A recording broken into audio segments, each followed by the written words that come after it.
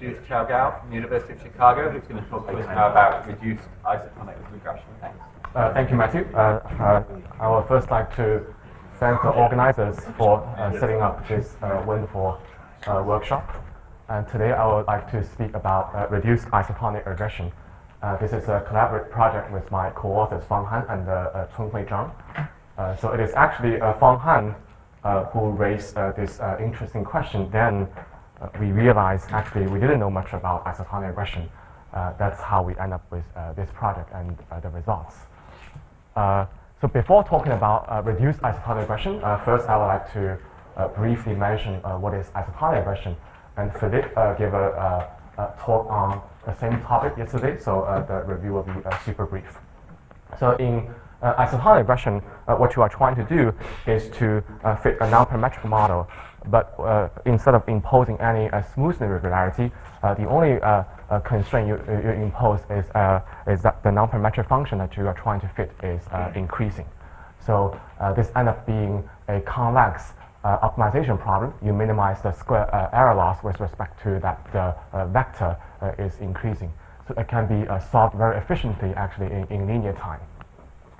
And in 2000, Maya and Woodruff proved this wonderful risk bound for the isotonic regression estimator for the mean square error. So the mean square error can be bounded by two terms.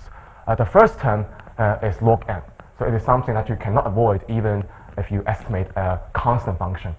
The second term is given by n to the power of 1 over 3, and then there is a total variation parameter that controls the complexity of the function.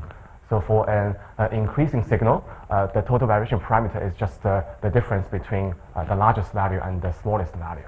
Okay? So the reason that you get this n to the power of 1 over 3 rate is because Maya and Woodruff proved that the solution of the isotonic regression estimator is a piecewise constant function.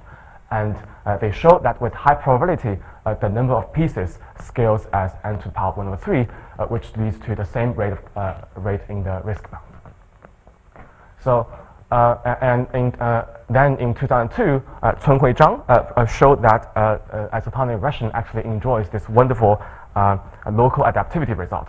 So the previous risk bound not only holds globally for the whole function, but actually holds locally for an arbitrary segment of the function. So think of that if we are interested in a segment from the n1's observation up to n2's observation, and then the same risk bound that holds globally that I showed in the previous page also holds globally for that segment after you replace every global parameter by the local one. So here the length of the function is n2 minus n1, and then you have this local total variation parameter for that particular segment.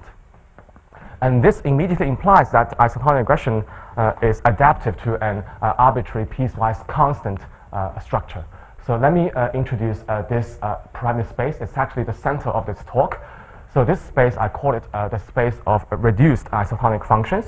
So it's a space that consists of all increasing functions that has a piecewise constant structure. But the number of pieces is bounded by k. So there are at most k minus 1 change points. But of course, you do not know the change points. You have to learn these change points from the data.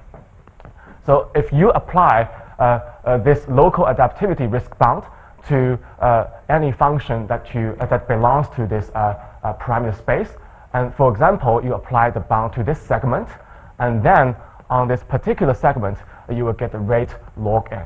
Right? So the reason you only have the log n rate, not the second term, is because for a constant function, the total variation parameter is 0. So then you add all the pieces, you will get k times log n over k as your final rate.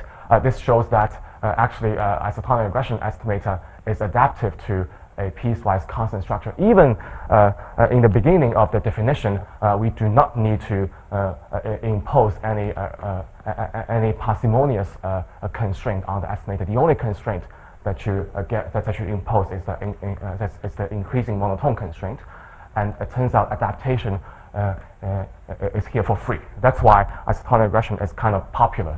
There is no tuning parameter that you need to set. Okay, so and later in 2015 and 2017, there are two papers, Chatterjee et al. And also Balak, shows that this risk bound not only holds if the truth belongs to the private space, it actually holds for any increasing theta star that generates the data. So this is a type of oracle inequality that gives you the risk bound that consists of two terms. The first term is given by the best approximation error among the space, and then the second term is a stochastic error you have to pay for estimating any function in the space. So that's all the preparation, and today basically I'm going to talk about this space. So very curiously, the minimax rate of this space is not known. So the first question is whether the k times log n over k rate achieved by the isotonic regression estimator is optimal or not. Or is it possible that we can actually improve this rate of convergence? So the first question we are trying to address is what is the minimax rate? And then we also want to answer, is it possible to achieve the minimax rate even if the model is misspecified? And also, how do you achieve the minimax rate adaptively without knowing the number of pieces? And we also want to address the computational problem. And finally, I would like to talk about what happens if you use some other loss functions, not just the square error loss. Okay, so first of all, let's talk about the minimax rate. So isotonic regression adaptively achieves the upper bound k times log en over k, and there is a trivial lower bound scales as just k, right? So this is because you can think of a simpler problem where the change points are all known, and if you know the change points, of course, the only thing you can do is to take a sample average within each piece, and then you calculate the variance, the order will be k. The bias is 0 because it's unbiased, then k is the risk bound for this simpler problem, which serves as a lower bound for the problem that we are trying to study. And you can clearly see a gap between the lower bound and the upper bound, even though the gap is only of a logarithmic factor. I know for many of you, when you do theory, you do not care about the logarithmic factor, so the talk here will be over. But that's the whole point of the talk. I'm trying to figure out the exact minimax rate, whether it's the lower bound or the upper bound that is loose. Okay, so this is our first theorem. It turns out the answer is trivial for k equals 1. It's because you only have one piece. You have nothing to do but take the global average as your estimator. But then, as long as k is greater than or equal to 2, the minimax rate is k times log n. So neither the previous lower bound or the upper bound is sharp. The sharp rate has this very curious iterated logarithmic dependence on the dimension. Here, I put a 16 here. So that this is just to prevent the case, prevent that when k equals n, things will be degenerate. Okay, so this shows that actually isotonic regression is not a minimax optimal with respect to this piecewise constant increasing space.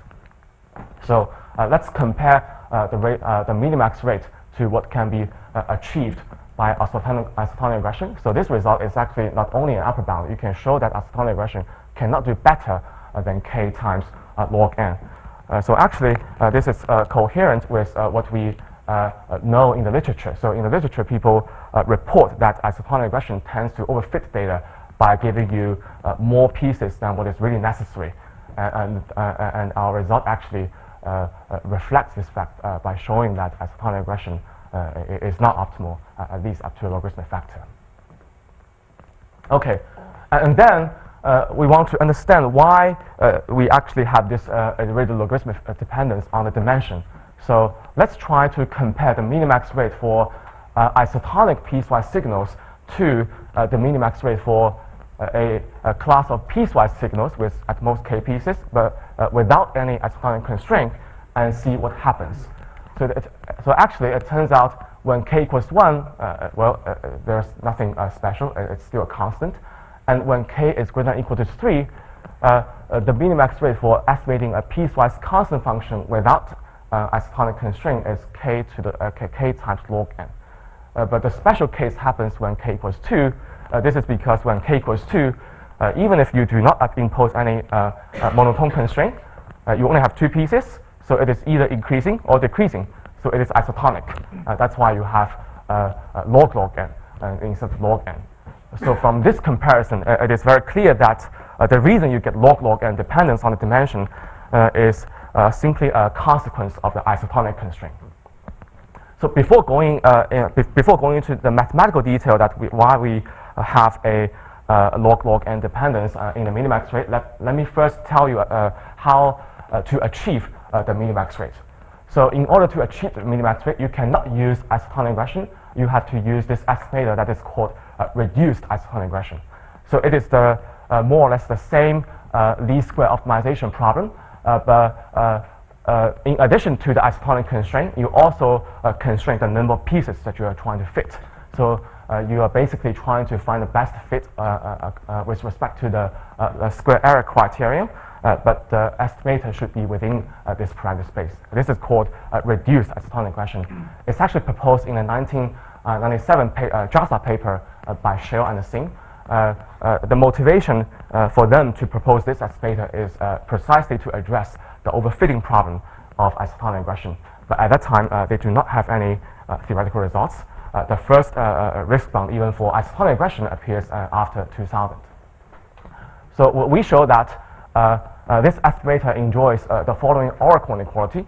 So this time, we can allow an arbitrary theta star, an arbitrary n-dimensional vector that generates the data, even if theta star is not increasing. So for an arbitrary theta star, we can prove this oracle inequality, and the risk bound enjoys it consists of two terms. This is approximation error, and the stochastic error is given by the minimax rate. So immediate corollary is that the estimator achieves the minimax rate. So there is one obvious drawback of this estimator is that its dependence on the number of pieces k. So if you know the k in advance, of course you can do that. But if you do not know that, what can we do? Well, I will address that problem later. So let me now tell you the mathematical reason why we will have this log n dependence on the dimension in the minimax rate. So first of all, most people are familiar why we have a log n, right? You always see a log n in a minimax rate if you analyze a model selection type of problem. This is because eventually log n is from when you analyze an error, you need to analyze the maximum of n independent sub-Gaussian random variables squared, right? And then by a union bound or some extreme value theory argument, you can show that this guy scales as log n. However, for log n, it's the maximum of n dependent random variables.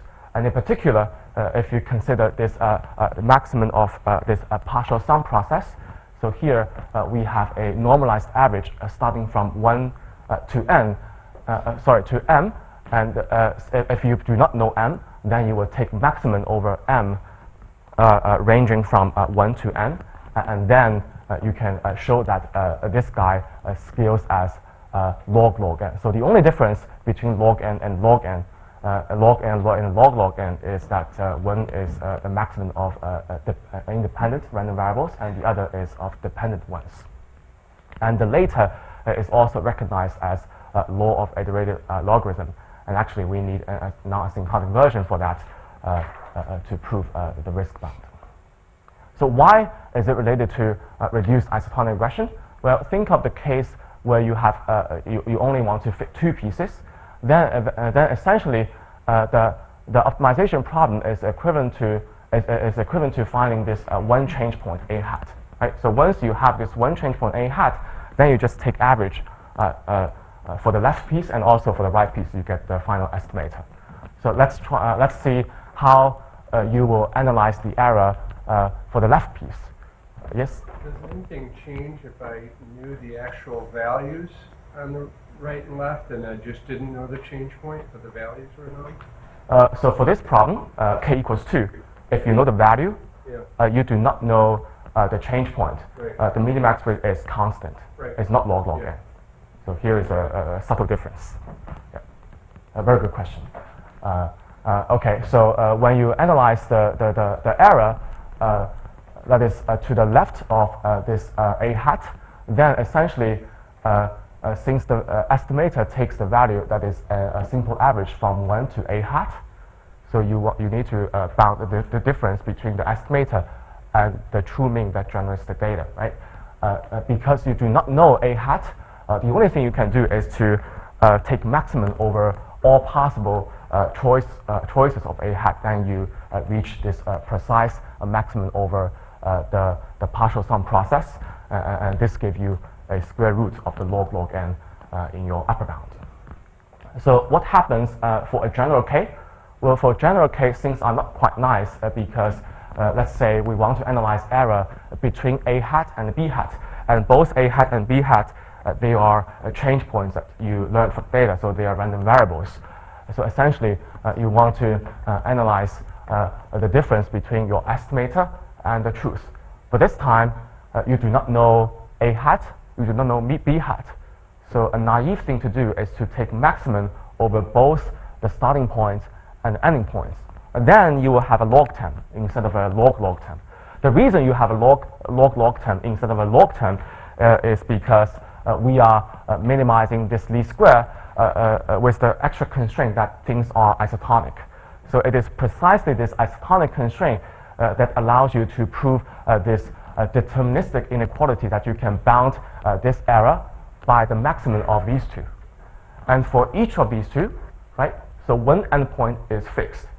So for this one, this endpoint is fixed. This A is the true change point to the left of A hat, so it's a fixed number. The only thing that is random is B hat. And this guy, for this guy, A hat is random, but B is fixed.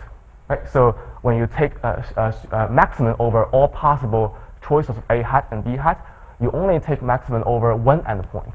That's why you end up with this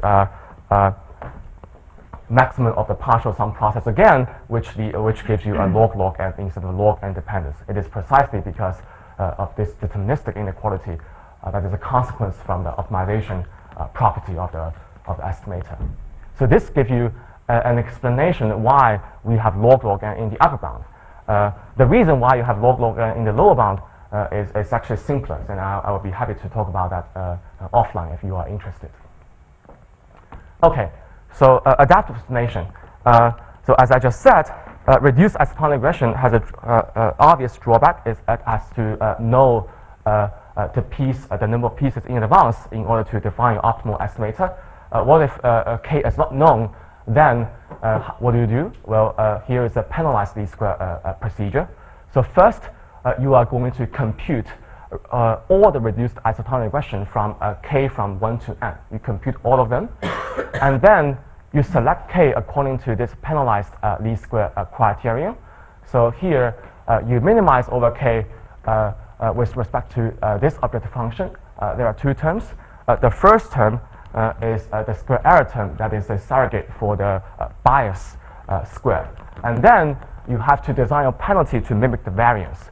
So K hat is actually trying to trade off the sample surrogate of the bias and variance. And the final estimator is defined to be the reduced isotonic regression with K equals to K hat selected from the penalized least square.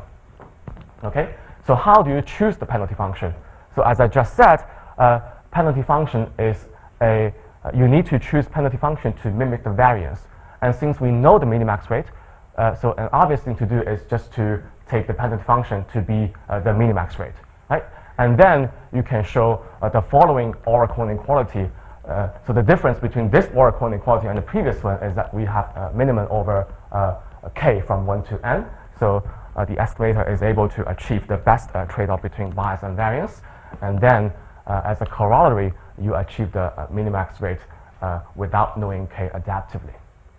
I also want to mention that the proof of this theorem is actually not quite standard. The reason is that the penalty function is not entropy. If it is an entropy, then you can simply apply the standard technique by Berger and Massat, and you get the oracle inequality. But here, you have to do something more. Okay, so let's try to compare the oracle inequality for penalized reduced isotonic regression to the oracle inequality for isotonic regression in the literature. So first of all, both oracle inequalities are adaptive. They are trying to trade off the bias and the variance. But there are two differences. The first difference is that for the penalized reduced isotonic regression, we allow theta star to be anything. But for isotonic regression, you need to assume that theta star is isotonic in order to show this Oracle inequality. And the second difference is that the stochastic errors are different. The first one is, has a log-n dependence, and the second one has a log dependence. So it seems like penalized reduced isotonic regression is better than isotonic regression. But this is not the end of the story because in the beginning of the talk, I showed you the bound by Meyer and Woodruff that depends on the total variation parameter.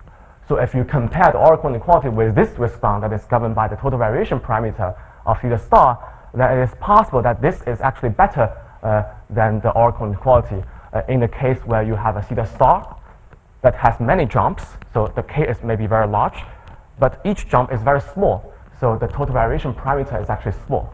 So if you have a theta star with a very small v and a very large k, then it is possible that this bound is better than the previous one. So the question is it possible that we can modify the penalized reduced isotonic regression so that we can achieve both risk bounds, whichever is the better one? So here's how we do that. So first of all, we realize for reduced isotonic regression, when k equals n, it is just isotonic regression. So when you design the penalty function, k equals n is special, right? So for k from 1 to n minus 1, you can just take the minimax rate. But when k equals n, you have to do something special. You have to put a smaller penalty than the minimax rate in order that the risk bound of the isotonic regression in terms of total variation parameter is reflected in your final result. So how do you do it? Well, an obvious thing to do is to, first of all, you have this risk bound, and then you just take this risk bound as your estimator of the variance as your penalty function when k equals n. Okay, if you do that, you can show that the final estimator achieves the same error risk bound for isotonic regression that is determined by the total variation parameter. But here is a serious problem, is that you do not know the total variation parameter in advance. If you know that, you can do that, but if you do not know, then this does not work in practice.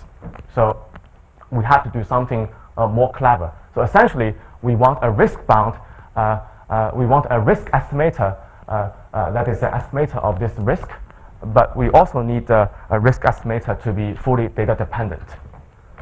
So what else can we find a risk estimator, right? So first of all, where does this one come from? Well, it's from a theorem in Cun-hui Zhang's annals paper in 2002. But the theorem is not the only place you can find a risk bound. You can also look at the proof. So here's the proof. And actually, at each step, it is a risk bound. So now, what we can do is just to check each argument to see if it is data dependent. If we are lucky, then we can find one of the step that is fully data dependent, and obviously it is a risk bound for the it is a bound for the risk, and we can use that as the penalty function when k equals n. Okay, so let's start from the first line. Well, this one does not work because it depends on the truth. What about the second line? Well, then it's too long, so I don't want to use it. Okay, you don't want to start from the beginning, so let's start from the other end. Well, what about this one? Well, for some reason, I just don't like it, so let's forget about it. Then, okay, this one work, right? So this one work. It's a risk bound, and it is fully data dependent. So let's use that as as our penalty function. Okay, so this is our penalty function for k equals n, and then you combine everything, you get the new penalty function, and this time you can achieve not only the Oracle inequality for an arbitrary theta star with the minimax rate that scales as log n, and you can also achieve the same risk bound for isotonic regression that is governed by the total variation parameter of the truth. So this is actually analogous to what we know about lasso. So people like lasso is because lasso can not only achieve the minimax rate of estimating a sparse vector. So lasso has a fast error rate that depends on the L0 norm of the regression coefficient. It also has a slow rate that depends on the L1 norm of the regression coefficient. So in that sense, Lasso is optimal with respect to both L0 and L1 characterization of the regression coefficient. Here, you can think of K as the L0 norm of the first order difference of the theta star, and then the total variation parameter can be sort of an L1 norm of the first order difference of theta star. So in that sense, this estimator is somehow like Lasso. It achieves both optimality in terms of L0 and L1 characterization of the signal. Okay, so next I would like to talk about computation. So this is the estimator that we are trying to use. We need to compute all the reduced isotonic regression for all k, and then we select our k hat via this penalized least square criterion. So how do we compute it? It's actually not obvious. When we first submit the paper, we just ignore the problem. We say, okay, this is just a purely theoretical result. If you like it, then it's fine. If you don't like it, it's also fine. But then the referee obviously doesn't like it because it's not computable. The referee asks, how can you compute it? Well, everyone can answer this question. It's just an obvious question. But then it turns out to be a very good question because later we find an answer. It turns out this thing, although it's not obvious, it actually can be computed exactly within a linear time. So let me explain how we can do that. So first of all, I would like to state some facts that we know in the literature, and then I will gather all the facts as clues, and then from those facts, the computational strategy will become clear. Okay, so the first fact is that when k equals n, it is just isotonic regression. It's just linear programming. You can compute it very efficiently, actually, within linear time. So there are several ways to do it. So one way is to realize that the solution of isotonic regression has this famous minimax formula. So you can just use that to compute. And there's a state-of-the-art algorithm called PAVA that you can do it in linear time. So this is fact one. So fact two is something that we proved. So for reduced isotonic regression, for the case one, let's use this notation AK hat to denote the set of all change points. Okay, so if you know the change points, then the problem is essentially solved.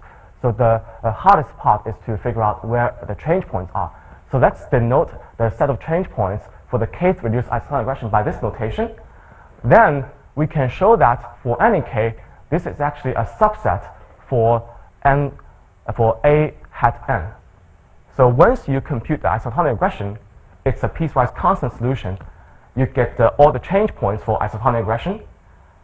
It turns out you already have all possible change points for the reduced isotonic regression.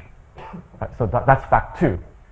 So for fact three, it's also something that we know in the literature, that if you try to minimize this criterion without the isotonic constraint, in the sense that you are only trying to fit a piecewise constant function, you do not impose the monotone constraint, then this thing can be computed within n to the power 3 by a dynamic programming strategy.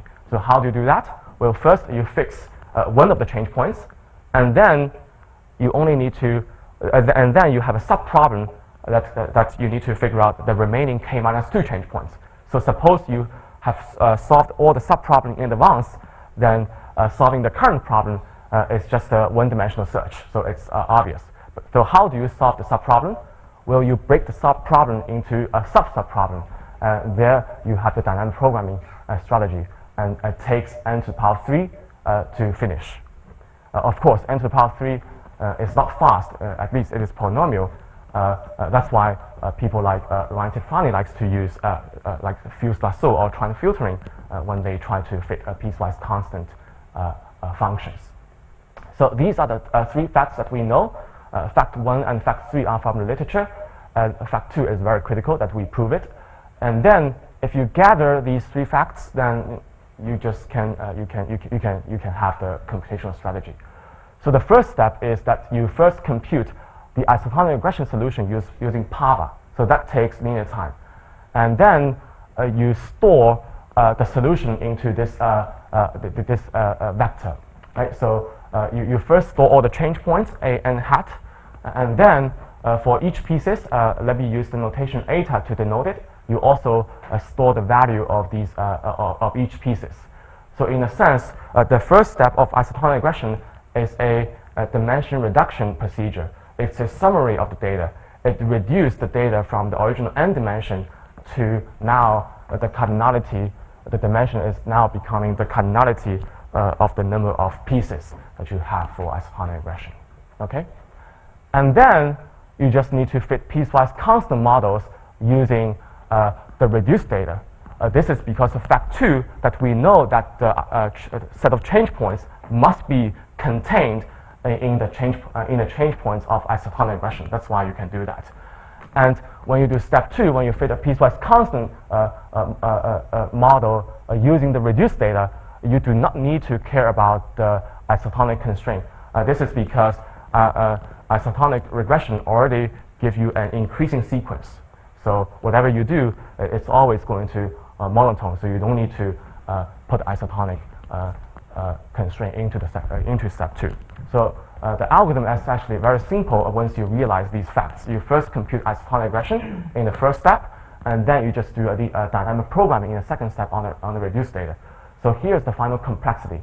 So the first step is linear, right? The second time is cubic because you do a dynamic programming. But then remember that Meyer and Woodruff proved that the number of pieces for isotonic regression is n to the power of 1 over 3, and takes the third power, you get a linear time with high probability. Okay? So this means that once you have computed isotonic regression, computation of reduced isotonic regression for each k is almost for free, without the need of increasing the total complexity. All right, so to conclude my talk, I would like to briefly discuss the results for other loss functions. So the previous results are for mean square error, the L2 norm. Let's now consider LQ norm. Let's say Q is from 1 to 2, but it's strictly less than 2. So first of all, what is the minimax rate? Well, it turns out that the minimax rate is a parametric rate. There is no log term. There is no log term either. The problem is totally changed if you change the loss function. So you get the same minimax rate even if you know the change points.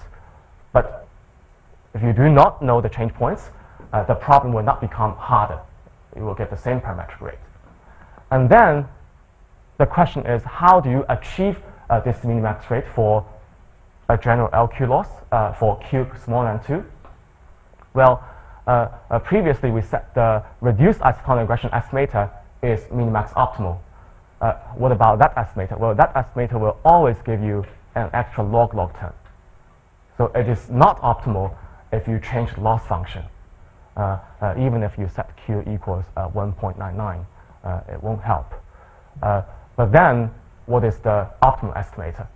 Well, the optimal estimator, it turns out to be the estimator that we believe will overfit. It's the isotonic regression estimator that will achieve the minimax rate for a general LQ loss.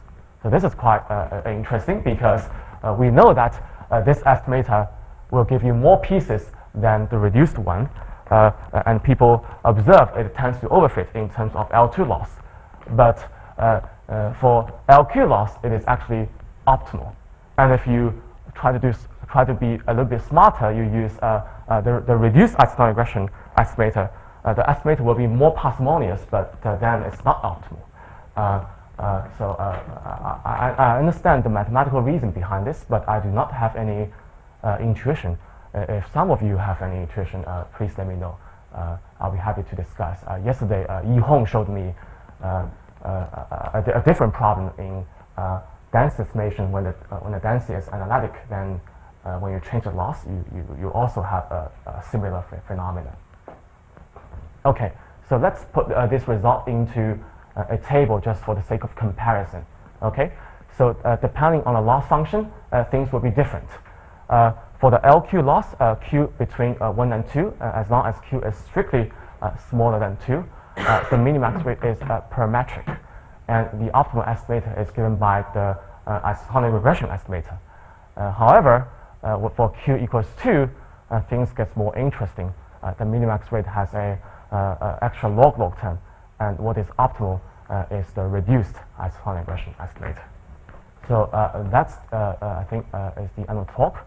And some future projects that we would like to consider, or any of you would like to consider, is that shape constraint analysis is a very large area, and even in the audience we have many experts in that area. And isotonic regression is just one of the problems, right? So usually the reason people like to do shape constraint analysis is because it's adaptivity property. It adapts to a simple structure. But what is missing in the literature is what are exactly the minimax rate of the class of those simple structure. For example, in convex regression function, in convex regression problem, people like to think of the space of regression function that is convex, and it is also piecewise linear, right? So what is the minimax rate for this space? Is it k times log n, or is it k times log n? It's not known. And also, the same comment can be applied to log concave density estimation problem. And you can also play with the multivariate extension. And these problems are all open. Will be interesting to take a look in the future. So actually, we do not have an archive preprint yet. The archive preprint you can find on my website is an old version. Most of the results you cannot find in that one, but hopefully we can update our archive preprint this week, or maybe next week, this month. Okay, thank you.